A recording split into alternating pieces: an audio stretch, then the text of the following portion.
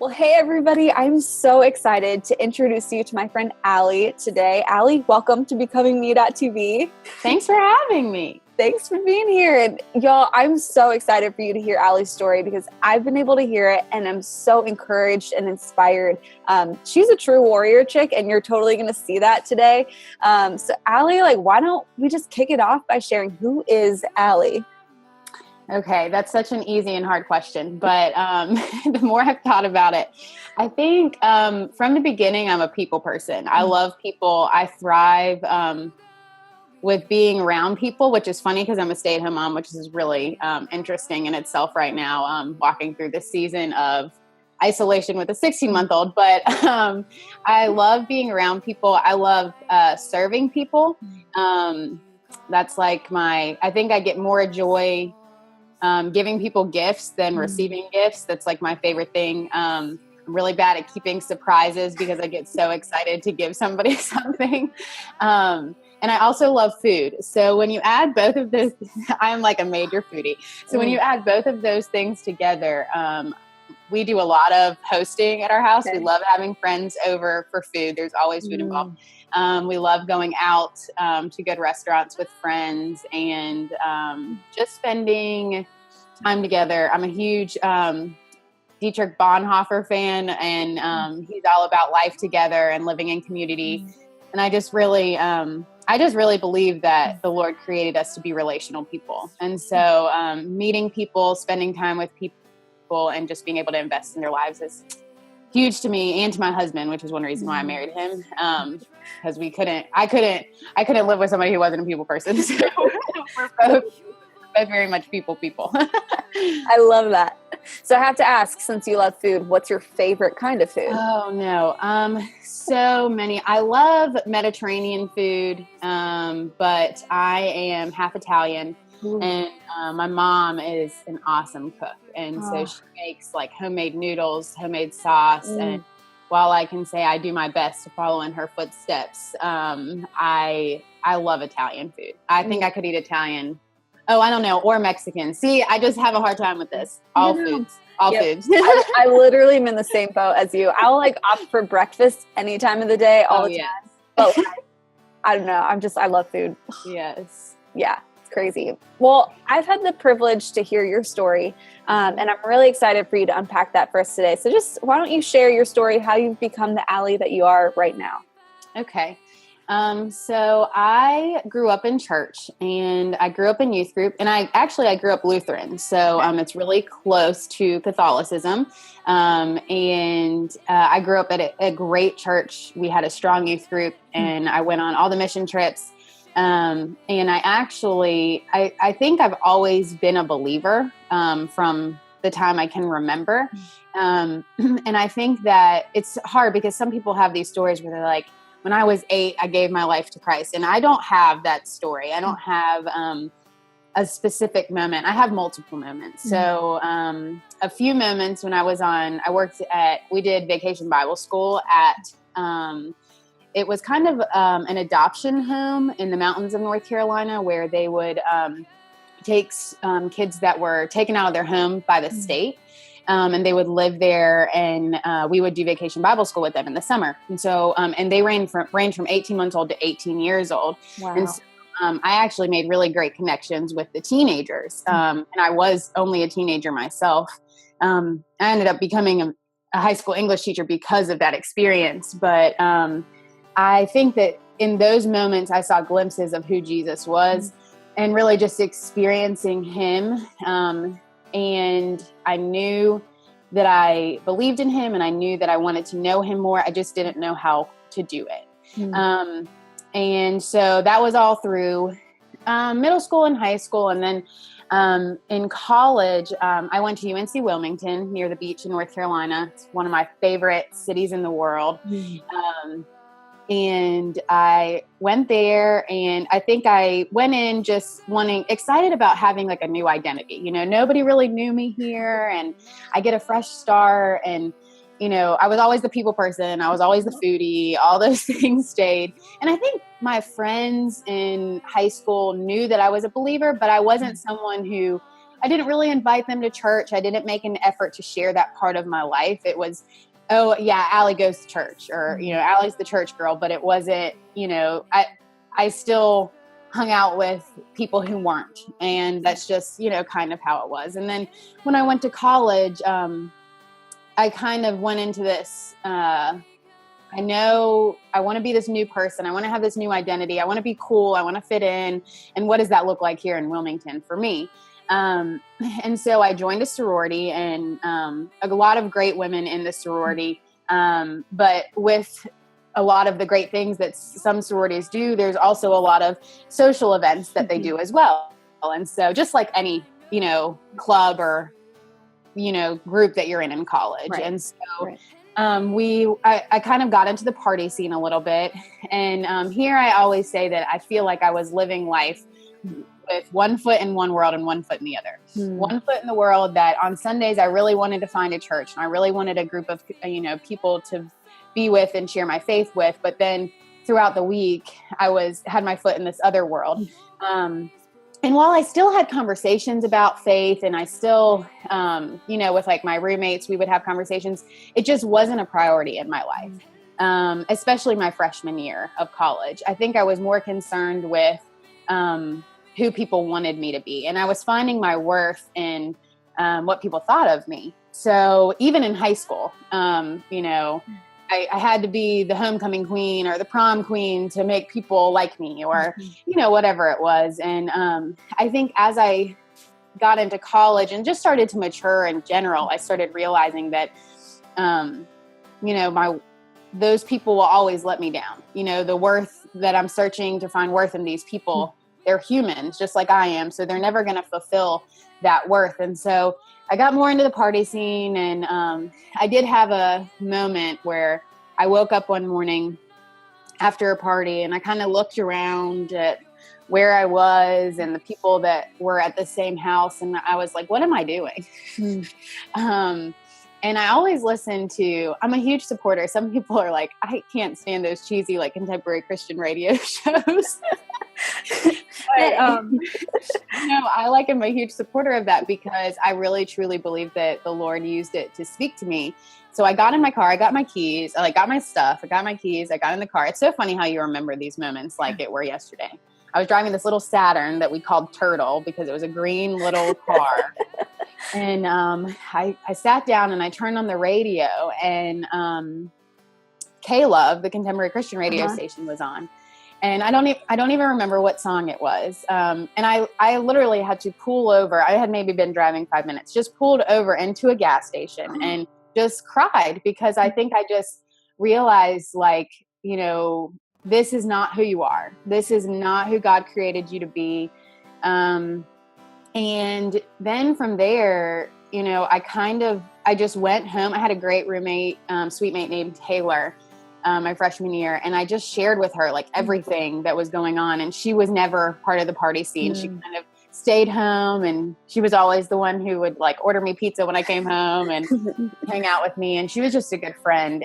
And I just talked through it all. And from then I think I knew that something had to change. I didn't know what that looked like because I didn't have a community of believers around me. So I decided to apply for a residence assistant position through our housing community. So an RA is pretty much somebody who helps the freshmen when they come in. We sound like police, but at UNCW, they're actually really good at programming, and like relationships was the huge part of being an RA. So I was an RA for the rest of my time at UNCW in a freshman dorm. So I never, ever did not live in a freshman dorm. And so I applied for that. This was in the spring of my freshman year. All of this happened. So probably a week or so later, I decided to apply for that. It's a really long interview process. And I ended up getting the position in one of the biggest, they call it the crazy dorm, but it's a co-ed. It's a co-ed dorm, boys and girls. I think there were 75 residents on each floor, one boy RA and one girl RA. So I got the position, and I moved into Galloway, where I lived for the next 3 years.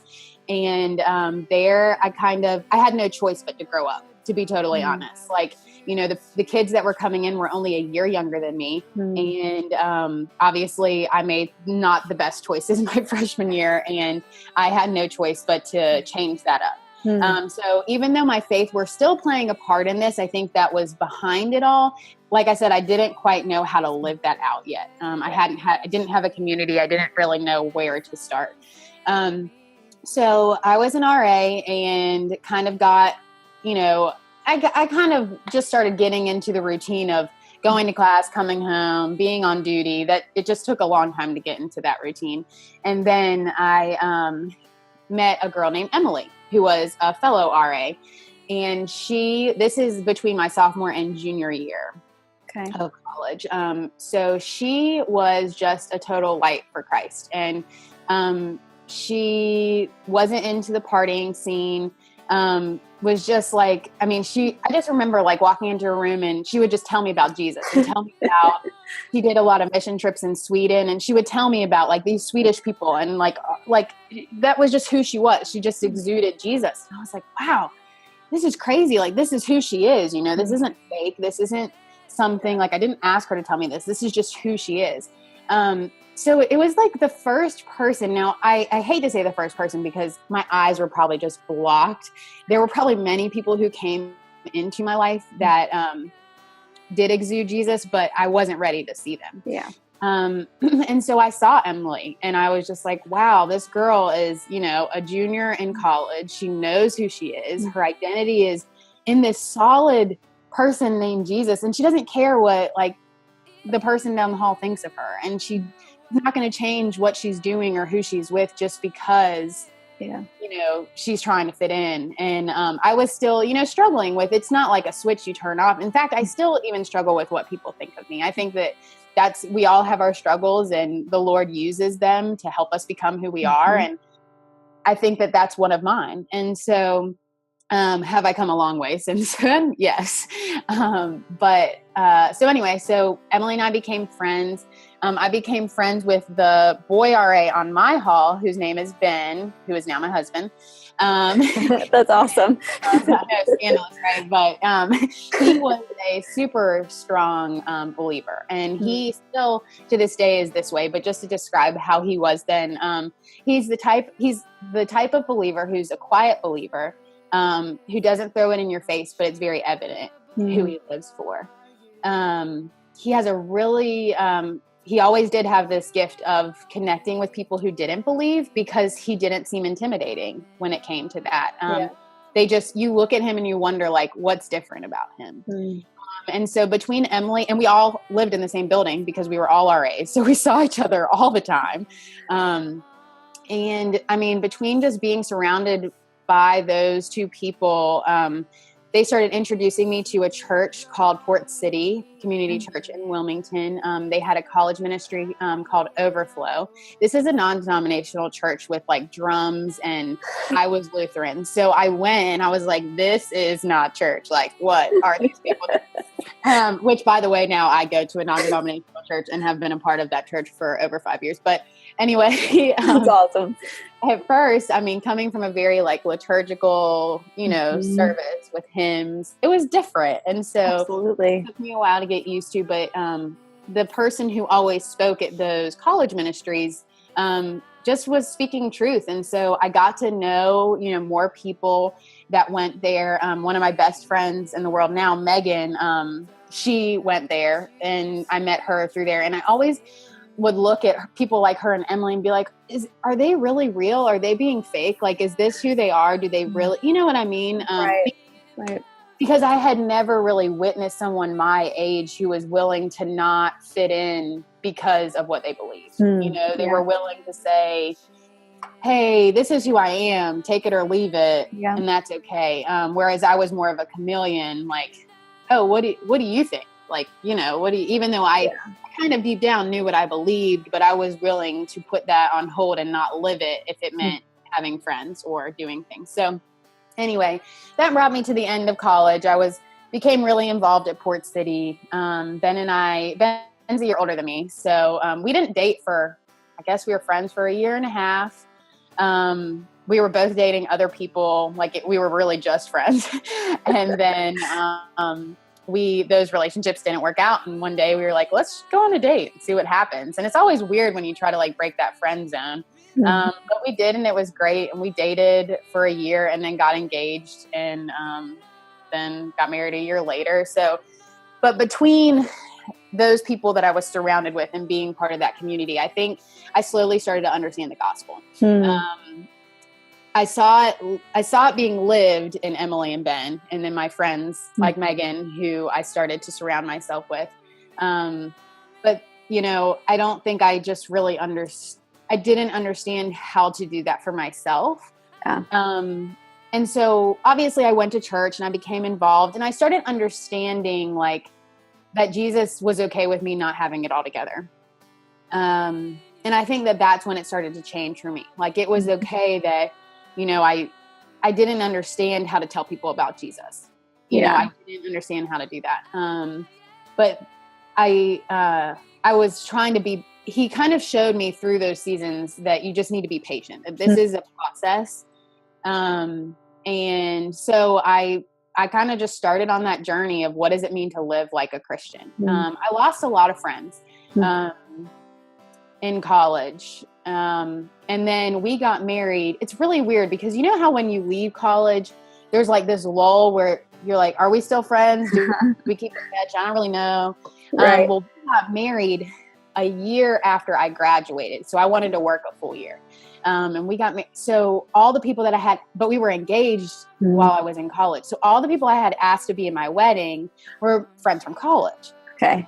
So then we had this year of like, are we still friends? We're all living in different places, but they were in my wedding. So we, try to make an effort to keep in touch. And, it's funny. The Lord has shown me that sometimes friends are, he puts friends in our lives for seasons, and it doesn't mean that you love them any less if you lose touch. They've all left their footprints on your heart for some reason. Right. And, but through, after the wedding and things started calming down, we did, I did lose a lot of my friends. And, I was also going through the transition of living life as a believer. So, I think there were a lot of contributing factors. She got married. Most of my friends were still single. She all of a sudden went from being like, these are like some of my best friends from college that they know, like fun Allie, like go out Allie. And I think that's fun, but it just morphed into something different. And my priorities started to change. It wasn't that I loved them any less. And still to this day, even though we don't keep in touch, like I still love them. You know what I mean? Like, had a tremendous amount to do with who I am. And so I love who they are and I love them. But, the Lord just started prioritizing my life and working in my life. And so I kind of was learning how to be a wife. There were a lot of things going on. So anyway, then I'm living with Ben. I've never lived with anybody, so Ben is living with me. He's my husband now. And I'm like, okay, he obviously lives for Jesus. He does his quiet time all the time, he was kind of training me up and like how to live this life. And then I kind of started, I guess, getting into my own, understanding what it meant to live life as a young Christian woman. I was part of my own Bible studies, but I still dealt with that. So I was a high school English teacher, and I still, even though people knew and I was very open about being a believer, and that was a huge part of my life at this point out of college, I still struggled with, I want people to like me. And what does that look like? What can I do to make sure to get their approval, or what can I do to be worthy of their friendship? And then it was really interesting. Ben and I always wanted to wait to have kids for like a while because we got married young. I was like 22. Okay. So we kind of wanted to wait, and then we got pregnant. And it was like we knew we wanted kids, but we weren't sure if we were ready. And I got pregnant, and I was like, wow, surprise. I'm not sure if I'm ready to do this. And I cried and I got my Bible out. I remember reading my Bible and being like, God, why is this happening? Like, I don't think I'm ready for this. Like, I can barely take care of myself. I'm going to take care of it. And so we just had a hard time. We were excited and scared. like it wasn't, there were a lot of emotions. And then like it wasn't like special. I called Ben at work and I was like, Ben, I just oh no. And he was like, what? And I think he said, that's awesome. And I said, it is. So it was just like a lot of different emotions. So anyway, I think that had a lot. At that point, I realized, like, it just, something clicked in me that was like, okay, you're no longer, it's not about you anymore. Yeah. And when it no longer becomes about you anymore, you start to really understand the gospel. Maybe it's not a baby. Maybe it's, you're just realizing that you're a servant to women, or that you're, serving your church in another capacity. And you realize, you truly experience like what Jesus experienced, that he was willing to give up his life for someone, for us, and so in becoming pregnant, it really, I just felt like this isn't about you anymore. And I started, I think that was just another level of my faith maturing, just experiencing Jesus in another way. And at this point, we had been married 2 years. So my own relationship with Jesus, had started, and it was very clear that I was willing to give up friends and change my lifestyle and do things to glorify him. And but I don't think I was at a point yet where I totally surrendered or trusted him. So for some reason, my whole pregnancy, I never felt settled, but I thought it was because I was scared.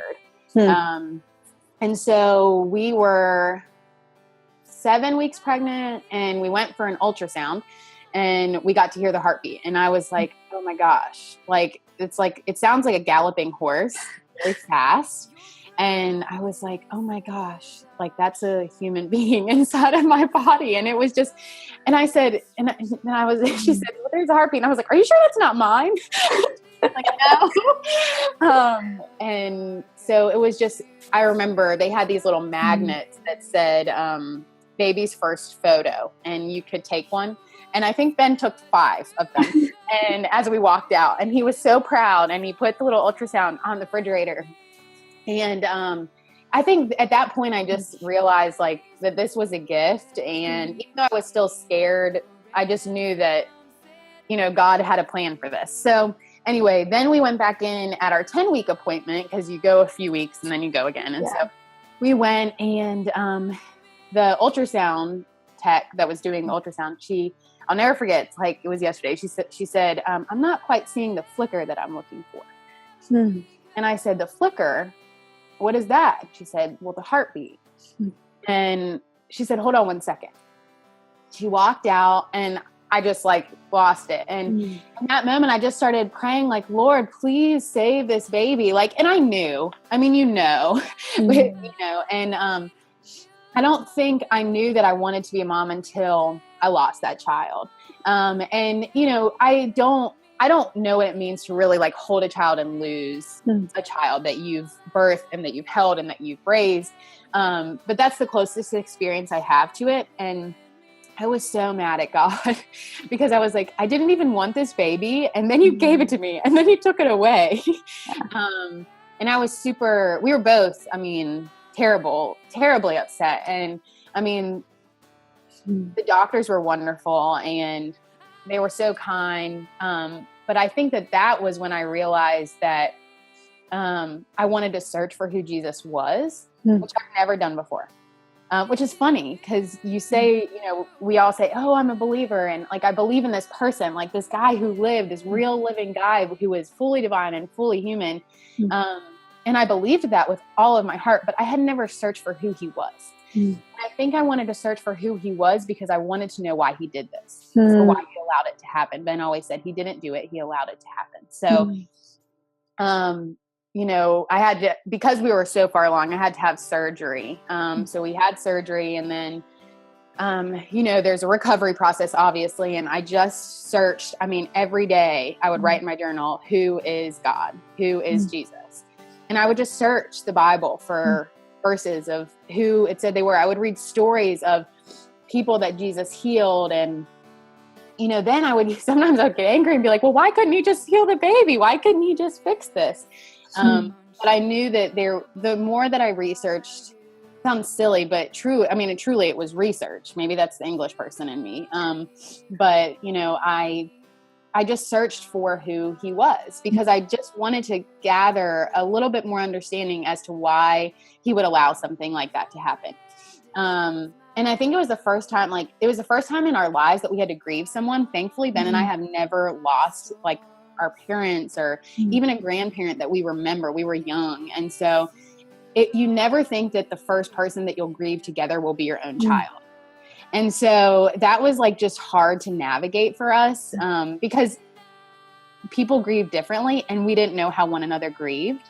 And so it was a learning process. Thankfully, the Lord has blessed me with being able to get pregnant so well. And I'm so grateful for that because I don't have the patience, I think, to be able to not do that.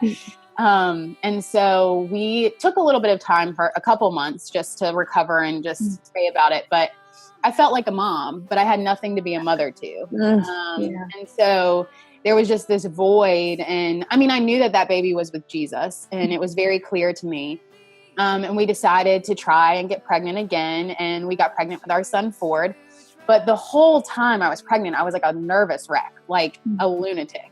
The amount of anxiety literally I had to be induced because my blood pressure was high. And I really think my blood pressure was high because I was anxious. But, every appointment I went in thinking there wasn't going to be a heartbeat, like every appointment. Ben didn't miss one appointment, all 38 weeks of his pregnancy. He didn't miss one because I was so scared of being there alone and having to do that. So through his pregnancy, I continued to search for who Jesus was. And I think I just started to understand that he was for me and that I wasn't fighting an enemy. Like he already gave up. Like I felt like a total void losing this child that I had never met, but God gave up his only son for me. And the weightiness of that became so clear to me after the miscarriage and after then carrying Ford and then even having him. And I think that I got to a point where I had to like surrender control to him, which I had never had to do before. Like fully trust him in my life that he had it figured out. Even to a point where I even, it sounds terrible. I keep saying I'm losing friends, but I think that going through a miscarriage and having things happen where, friends didn't really understand that hadn't been there. Maybe they just kind of distanced themselves a little bit. And so we drifted further apart. And for every friend that the Lord has taken away, he's also given so many new friends. And I'm so grateful for that. But I think that even in those situations, like I got to a point where I was like, the Lord knows what he's doing. And if he is saying this person, just let them go, just let, and I have to trust him. Like it started to seep into the other areas of my life. So it was no longer just, with my pregnancy, I had to trust him. It was with everything, I just had to believe that everything was going to be okay. And, then Ford came out and he was totally healthy. And I'm like, what? He's healthy? I worried this whole time. And he was like, totally fine. And I just had the Lord has been so faithful in my life. I mean, from bringing me to where I was in my partying days and, just surrounding me with like the RA people that became like my family and that pointed me to Jesus. And then, Ben was like not my type at all. Like, he was like totally, I was never about like the golden boy who had it all figured out. I was always like, I can save you. I'm going to date somebody who needs to be saved and I'm going to save you. And Ben wasn't that person. And, I always say that God just like put a little bow on him and put him at the other end of the hallway and was like, oh, she'll get it eventually. But truthfully, he's been so faithful in my life. But I think that, when Ford was born, I was just, we sang Jesus Loves Me when he came out, like the first time I held him, like we sang Jesus Loves Me. And, I didn't know this at the time, but, some of the nurses in the OR that day became believers from his birth. Wow. I'm still really good friends with one of them today. We still get coffee. She was with me almost all 25 hours of my labor. Wow. And she's wonderful. And I think that, the Lord is so faithful, and sometimes we're just too blind to see. And then through like giving me a human being who's healthy, and like, it's just something that my heart desired so deeply after losing our first, that it was so clear to me, like, how much he loves me. And I hate that it took that, because he has done so many other things.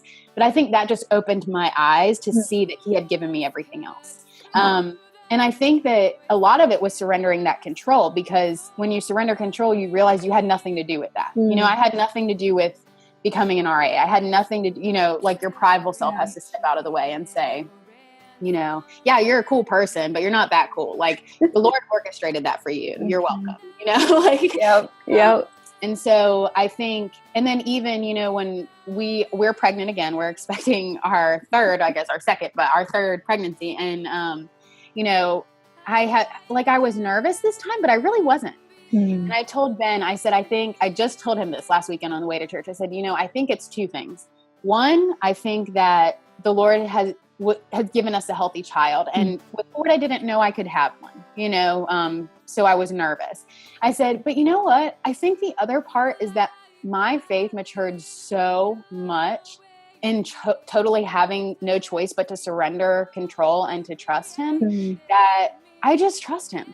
Like, this child, even Ford, like, my children don't belong to me. They belong to Jesus. And they're just on loan to me. And, he loves them more than I do, which is a really crazy thing to try to wrap my mind around. But to think that he loves me more than the way I love them, and he loves them more than I could love them, it makes me not worry, because even if something were to happen, I'm 12 weeks pregnant, which is still early. And even if something were to happen, I pray to God it does not, and I pray for the health of this child all the time, I believe that the Lord is for me. I believe that he is working on my behalf, and that Jesus is interceding on my behalf, and that, the Holy Spirit that lives in me is giving me the strength to believe that. And my human self doesn't want to believe that, but, just that, he's, he already gave his son up for me. Like, I can't really ask for much else. And so if you're going to allow me to live in this freedom and this peace, I have to surrender. I can choose to live in fear, but then I'm really discounting the gospel. And as crazy as that sounds, like, you're discounting the crucifixion by me saying, I don't trust you. I think I have to make sure this child is okay. I can't put up my hands and say, God, you have this under control. I'm discounting the crucifixion because you're allowing me to live in freedom through dying on the cross. You know what I mean? Absolutely. That's good. And it's the same thing with, I keep mentioning Friends, because I think that has also, over the past few years, really, it was a hard season to walk through, because I had worked so hard for these, to find my worth in people.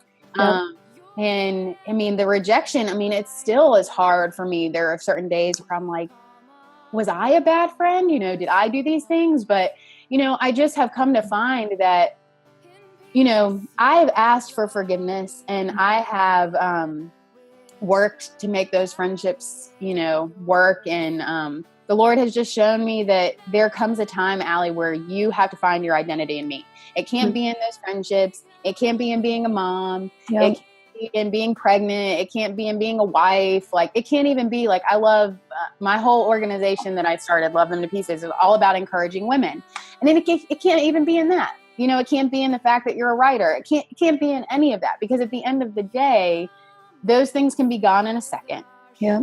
And the only truth is that, Jesus died on the cross to save me from myself. And, I think that, we just have to work to live in that freedom. It's hard, whether it's friends or a job or whatever. And I think it's a constant battle. And that's what I love about your Becoming name, is because it's so true. I still struggle with these things. I still, I still have days where I'm sad about losing my friends. And I still have days where I wonder, oh, is the baby okay? Yeah, I'm human, Yep. but you come back to truth, and truth is that he's for us and that he loves us. And, he gave his only son up for us, and just trying to embrace that freedom. So good. So good. Yeah. Thanks for unpacking your story for us. I know sometimes revisiting points and places and the moments, as you call them, can be hard and they're painful. And so I appreciate you lacing up your warrior boots and sharing that with us. And I love what you said too about how God is for us. My dad says a lot, like, God is in me, God is with me, God is for me. Like, just in me, with me, for me. And it's so true. It's just beautiful how throughout your whole story, you can see his hand for you, in you, with you, and for you. I love that. So if you were to be hanging out with another woman, maybe you're hitting up Chick-fil-A or something like that, and you guys, I love it. If you're hanging out, you're talking, doing life together, she's on her own becoming journey, what would you say to encourage her? Well, first of all, I would tell her that Jesus loves her. And I know that sounds so super corny.